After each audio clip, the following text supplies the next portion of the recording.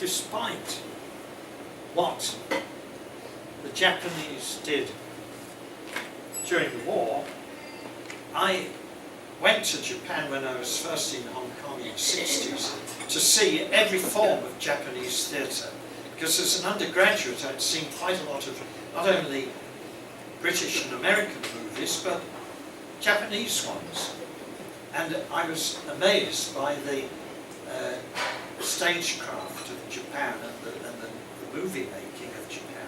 So when I was in Hong Kong in the 60s, I took a holiday in Japan and I saw every form of Japanese theatre that I could find. And when I got back to Canada from a poetry reading much later in the 80s, I gave the poems I'd written in Japan on that poetry reading to Richard Olafsson, and he published this little book called Yokohama Days, Kyoto Nights. And in that book, there's a poem called Yokohama Love Song.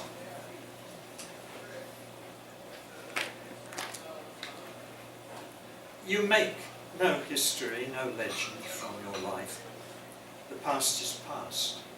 I was not there. Meanwhile, I wove a patterned web out of a life half understood. Oh, through that net the moon dismayed another past, a different blood.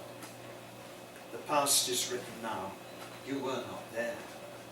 Your web was broken long ago. The present is a place we seek and find. This present is a passion that we share. And tangled in the flesh we breathe another morning's air. The past is past. We were not there.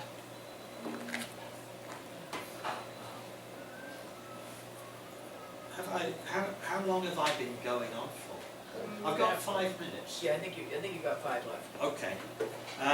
Well, I'm going to read one more poem from Hong Kong Poems, and then I'll read a second one, which I wrote the other day.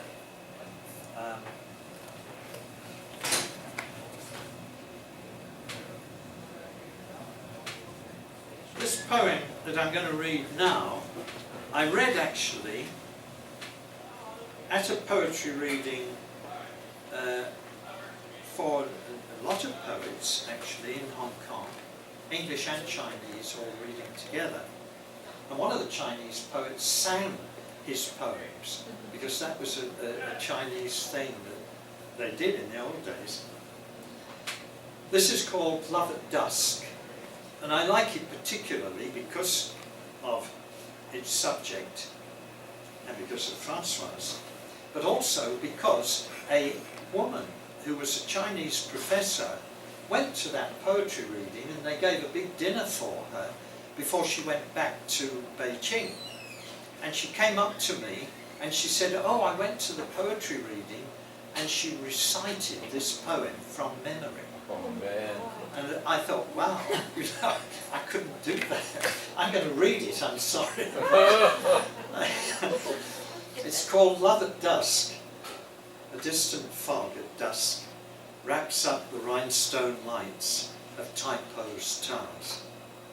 The long trains trundle loaded carriages through day's last hours. Below the village yawns, dim doorways gape before the prompt return of night. The sea's a polished slate, along its edge the traffic slides unseen except for gleaming eyes. As dogs begin to bark and bark again, till light, the darkness folds within its cloth all dreams of ivory and horn. We who know so little, though once we knew so much, discover wisdom in love's lightest touch.